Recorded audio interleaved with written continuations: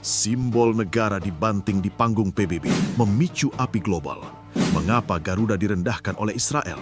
Rakyat bangkit dan dunia terguncang.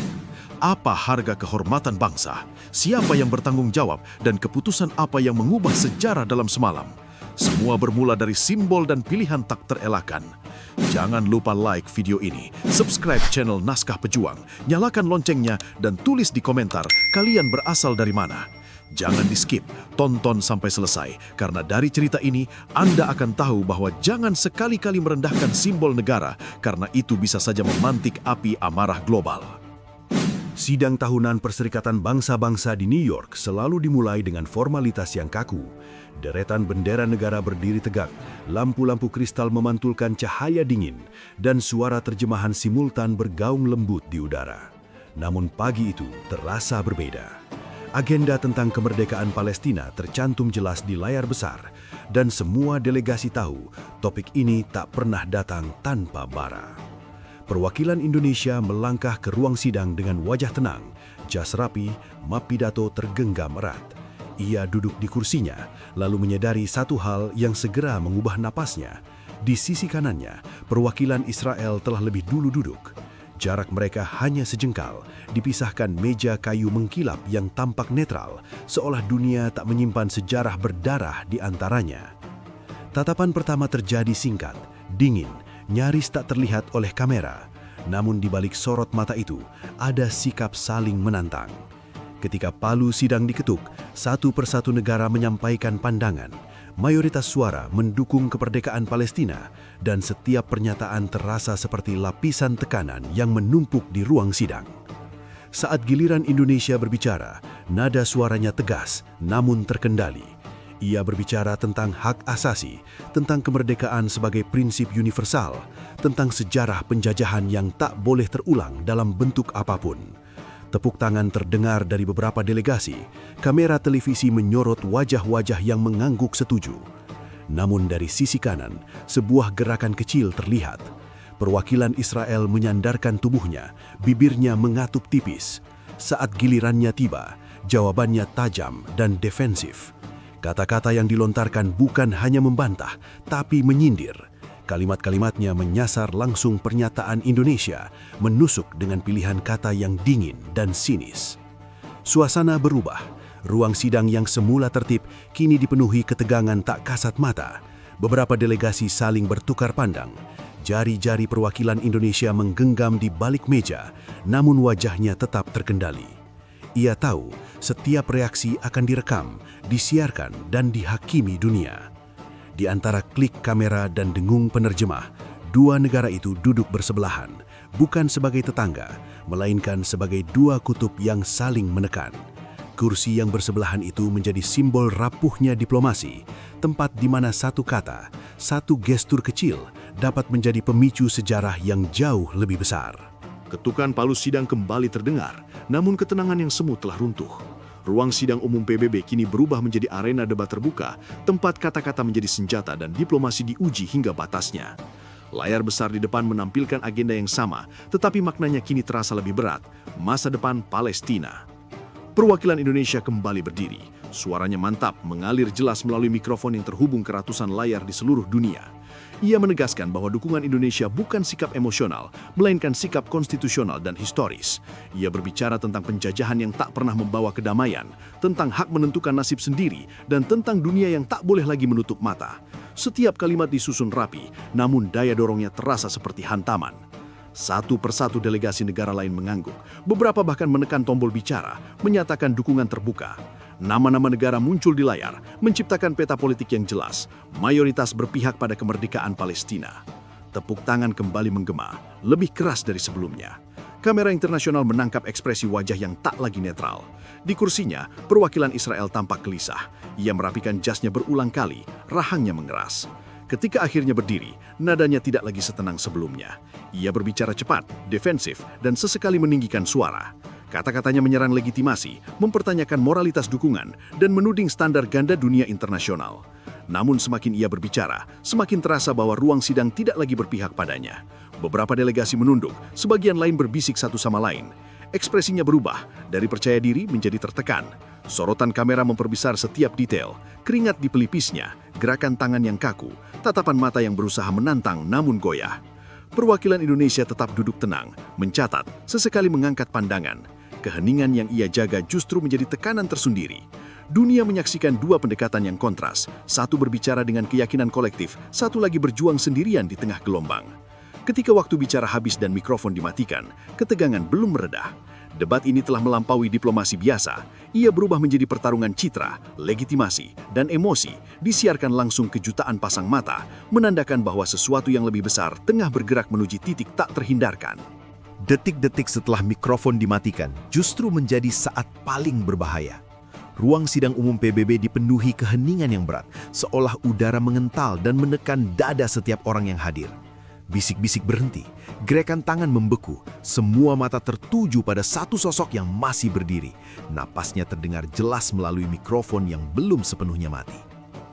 Perwakilan Israel merapatkan rahang, menatap sekeliling dengan pandangan yang tak lagi tersembunyi.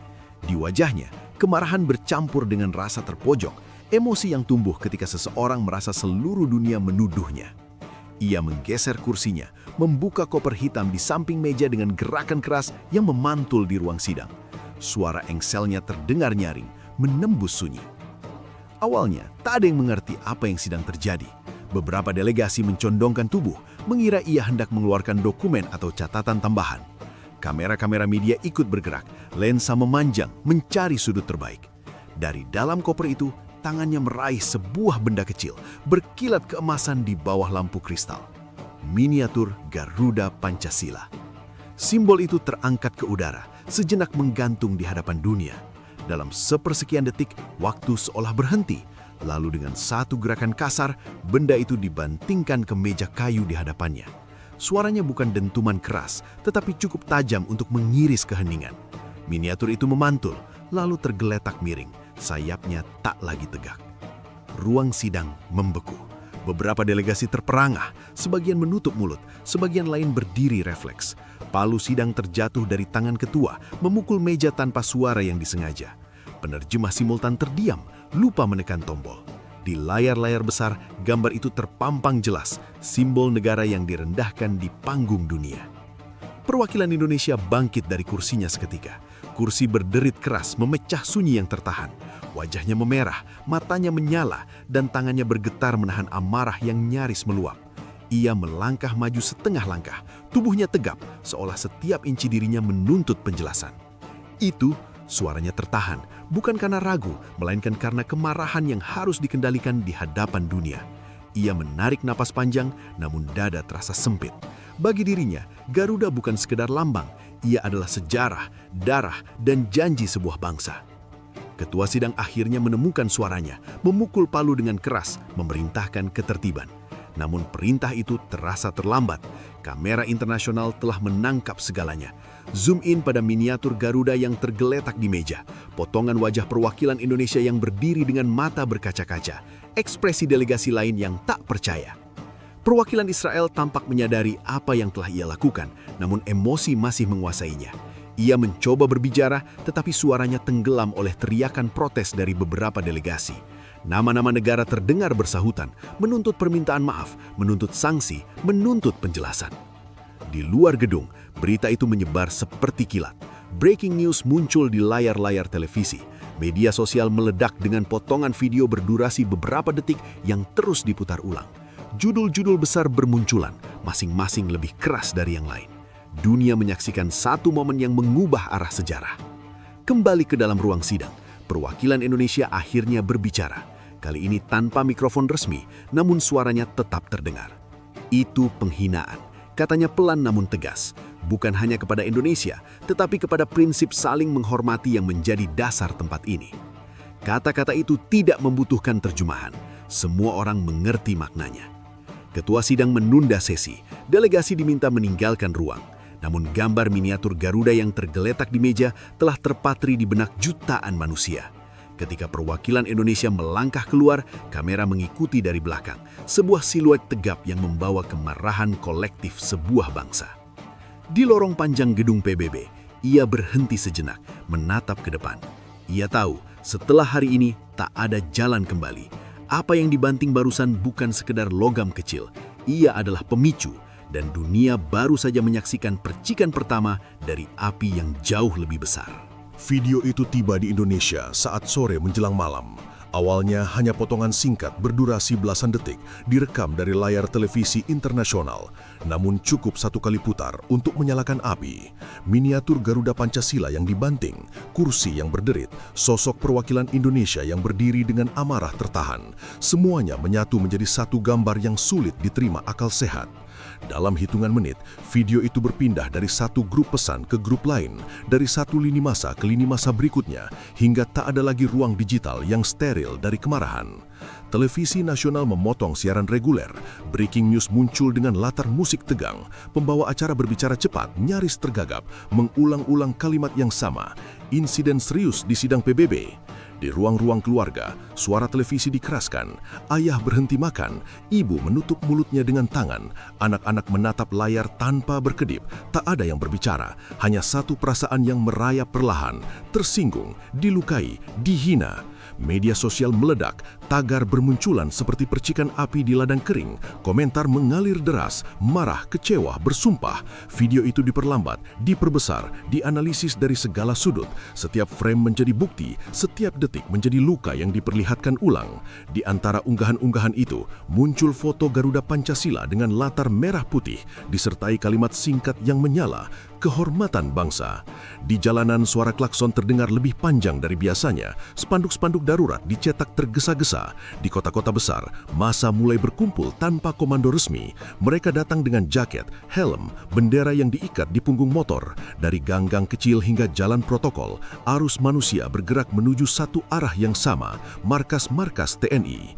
Di depan gerbang besi yang tinggi, barisan pertama berhenti, wajah-wajah keras menghadap petugas yang berjaga. Tidak ada lemparan, tidak ada bentrokan, yang ada hanya teriakan serempak yang menggema, menyebut nama bangsa, menyebut lambang negara, menyebut harga diri. Beberapa orang memanjat pagar untuk mengibarkan bendera, yang lain berlutut, mengepalkan tangan ke udara. Di dalam markas, para perwira menyaksikan tayangan yang sama. Ruang rapat dipenuhi layar, menampilkan sudut pandang berbeda dari insiden PBB dan gelombang massa di luar gerbang. Tak ada yang berbicara lama, beberapa hanya menghela napas panjang.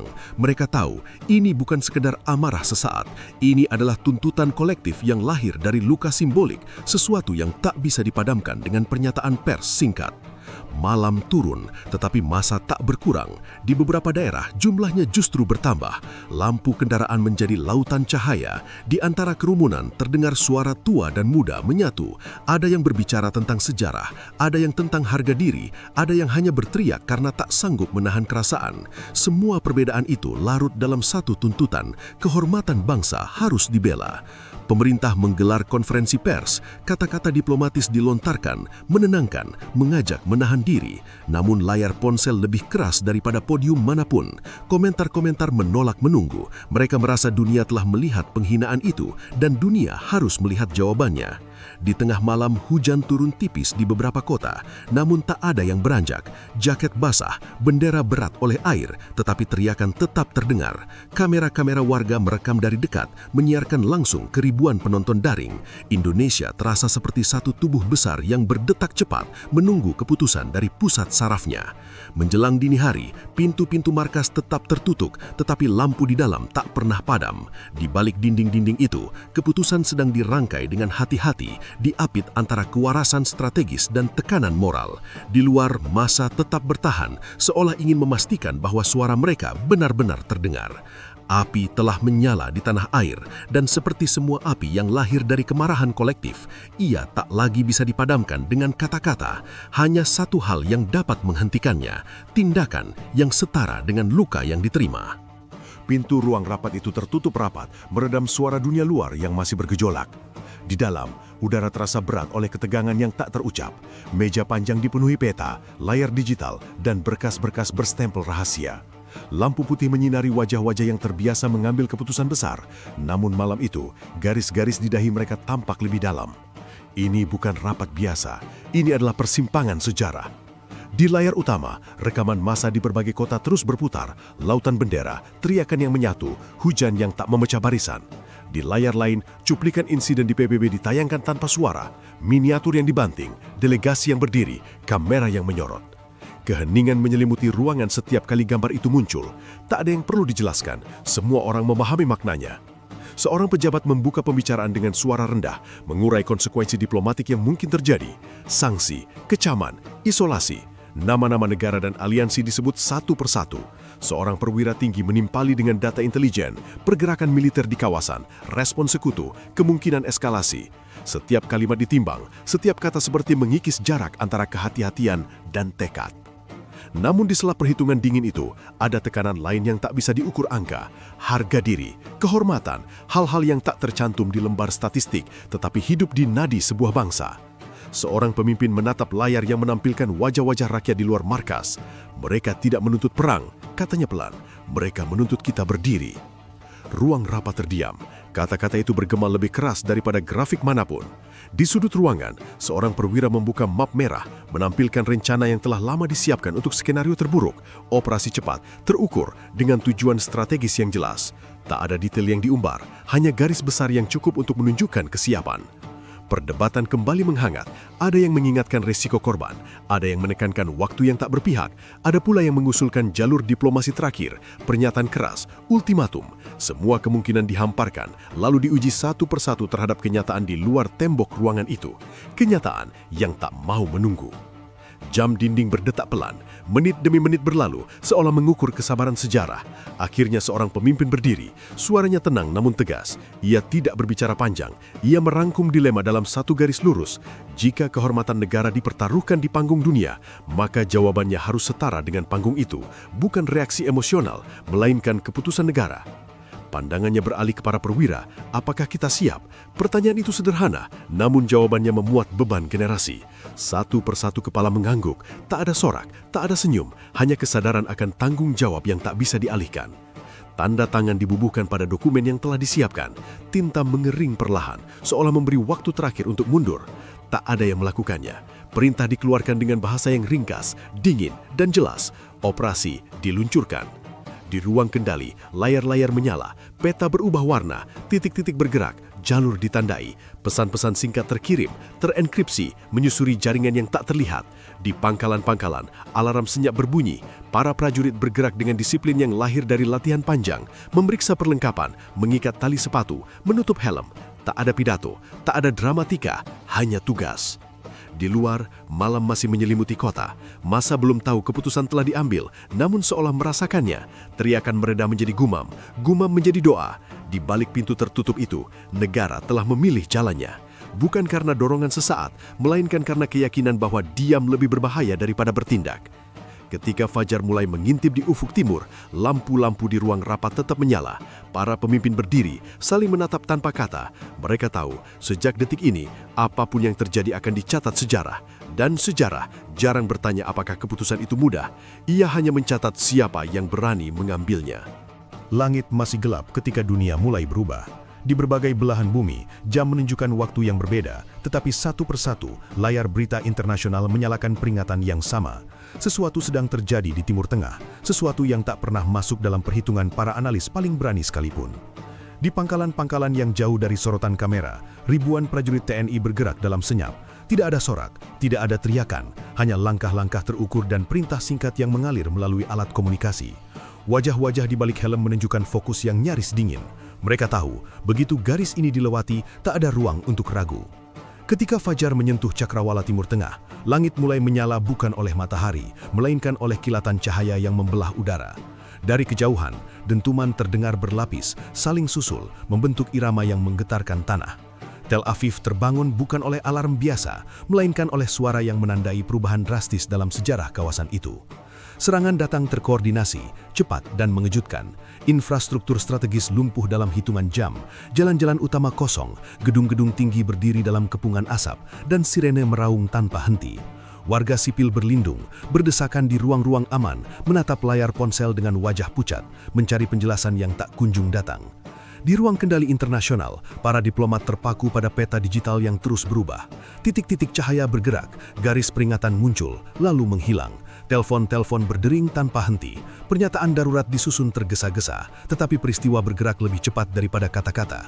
Media global beralih ke siaran langsung, helikopter berita mengudara, menangkap gambar kota-kota yang tak lagi seperti biasanya. Komentator mencoba menjaga nada netral, tetapi keterjekutan tak bisa disembunyikan.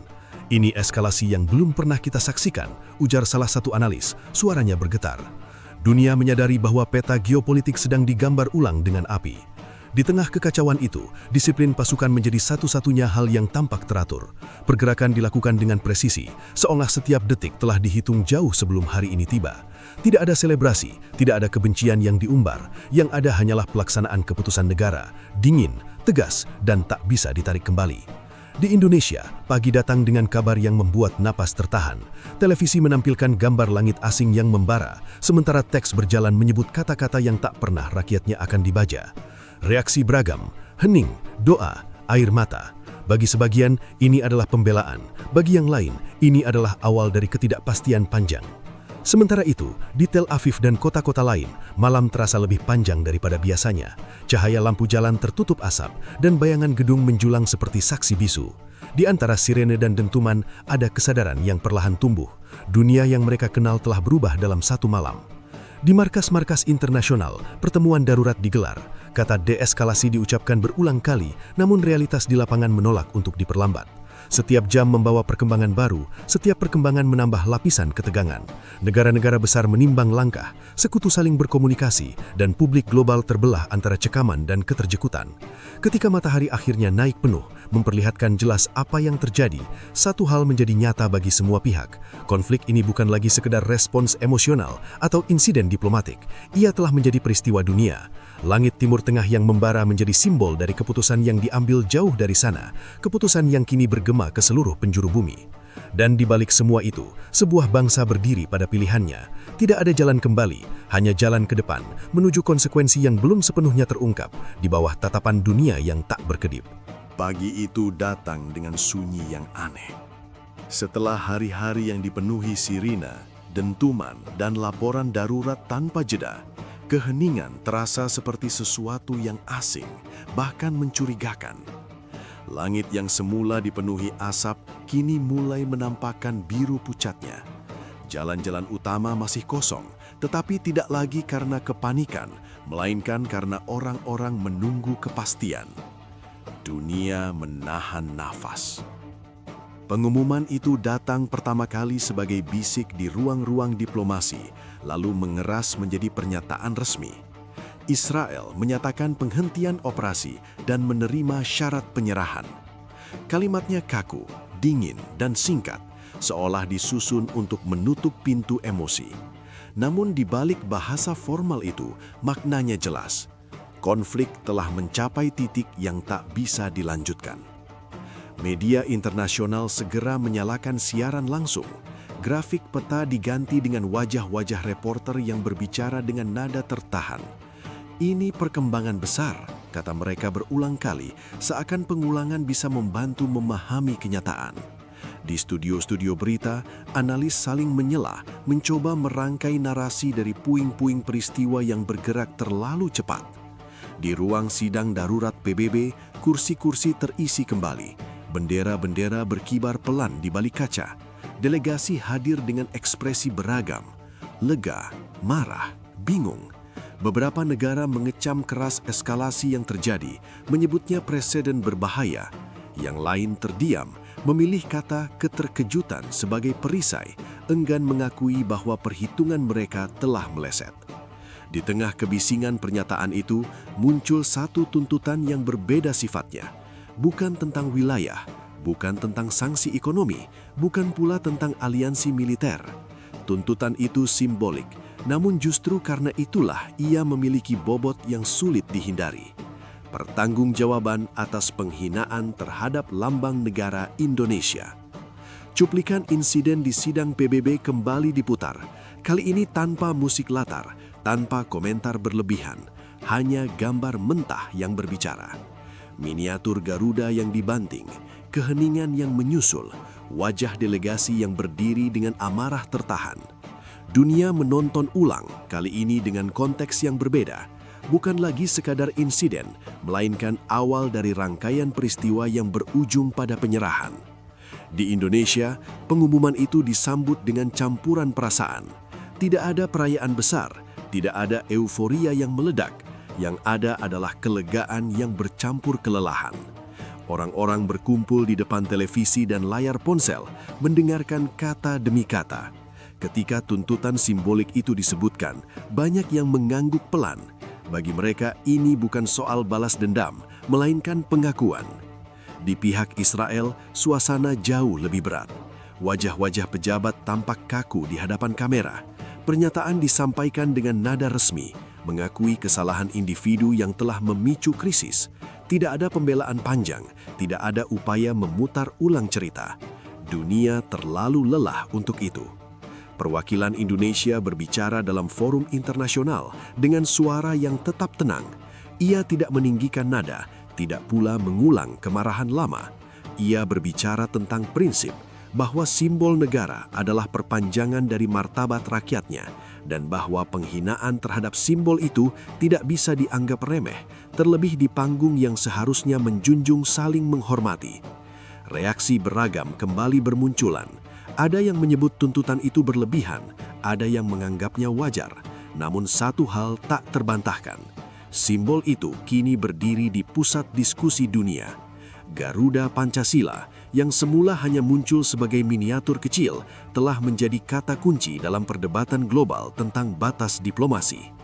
Hari beranjak siang, laporan kerusakan mulai dirapikan, angka-angka disusun dan istilah konflik singkat digunakan dengan hati-hati, seolah bahasa bisa meredam dampak. Tetapi di antara semua upaya normalisasi itu, ada kesadaran kolektif yang tumbuh. Dunia baru saja melewati ambang yang tak pernah diuji sebelumnya. Ketika matahari condong ke barat, satu persatu negara mengeluarkan pernyataan resmi. Beberapa meminta semua pihak menahan diri ke depan, yang lain menyerukan reformi mekanisme diplomasi. Namun bagi banyak orang, inti hari itu telah tercatat dengan jelas. Sebuah penyerahan, sebuah tuntutan simbolik, dan pelajaran pahit tentang bagaimana satu tindakan kecil dapat memicu gelombang yang mengguncangkan tatanan global. Hari itu akan diingat bukan hanya sebagai akhir dari konflik, tetapi sebagai hari ketika dunia dipaksa melihat ulang arti penghormatan. Dan di balik semua kamera, pernyataan dan analisis, sejarah mencatat satu kalimat sederhana. Kehormatan yang diinjak, cepat atau lambat, akan menuntut jawabannya. Keputusan itu diumumkan tanpa banyak kata. Tidak ada upacara, tidak ada bendera yang dikibarkan, tidak ada sorotan berlebihan. Sebuah pernyataan resmi dibacakan di hadapan kamera dengan nada datar yang sengaja dijaga agar tidak memicu emosi baru. Israel menjatuhkan hukuman berat kepada perwakilannya. Sosok yang kini dipandang bukan lagi sebagai diplomat, melainkan sebagai pemicu rangkaian peristiwa yang mengubah arah sejarah. Di ruang sidang nasional mereka, kursi-kursi terisi oleh wajah-wajah serius. Tidak semua setuju, tidak semua menentang. Yang ada adalah kelelahan kolektif dan kebutuhan untuk menutup sebuah bab yang telah menelan terlalu banyak energi, nyawa, dan kepercayaan.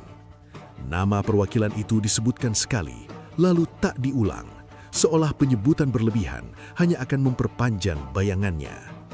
Dunia menanggapi dengan hening yang canggung. Beberapa negara menyambut keputusan itu sebagai bentuk tanggung jawab, yang lain memilih berhati-hati, menyebutnya urusan internal.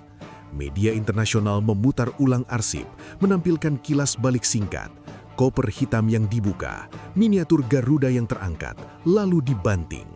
Adegan yang sama, tetapi kini dengan makna yang jauh lebih berat. Di Indonesia, kabar itu diterima tanpa sorak. Tidak ada euforia, tidak ada rasa puas yang berlebihan. Yang muncul justru kesadaran yang dalam bahwa harga yang dibayar terlalu mahal untuk sekadar disebut kemenangan. Orang-orang berbicara pelan di warung kopi, di ruang keluarga, di kantor-kantor. Mereka mengingat kembali detik pertama video itu muncul dan bagaimana perasaan mereka saat itu. Marah, terluka, dan akhirnya diam. Di ruang kerja yang sunyi, sebuah miniatur Garuda Pancasila berdiri utuh di atas meja. Tidak ada retak, tidak ada gores. Ia tidak istimewa dari segi ukuran atau bahan, namun kehadirannya terasa berat. Ia menjadi saksi bisu bahwa kehormatan tidak bisa diukur dengan angka, dan bahwa simbol ketika disepakati bersama memiliki daya yang melampaui wujud fisiknya. Cerita ini berakhir bukan dengan ledakan, bukan dengan sorak kemenangan, melainkan dengan refleksi. Dunia telah melihat bagaimana satu gerakan kecil di panggung internasional menjalar menjadi konflik yang mengguncangkan tatanan global. Dunia juga dipaksa mengakui bahwa di balik protokol dan bahasa diplomatik ada emosi kolektif yang tak bisa diabaikan. Harga sebuah lambang ternyata tak terukur. Ia dibayar dengan ketegangan, dengan keputusan sulit, dengan luka yang tidak selalu terlihat. Dan ketika debu akhirnya mengendap, yang tersisa bukanlah rasa menang atau kalah, melainkan pelajaran pahit bahwa kehormatan sekali diinjak akan menuntut jawaban. Dan jawabannya seringkali jauh lebih besar daripada tindakan awal yang memicunya.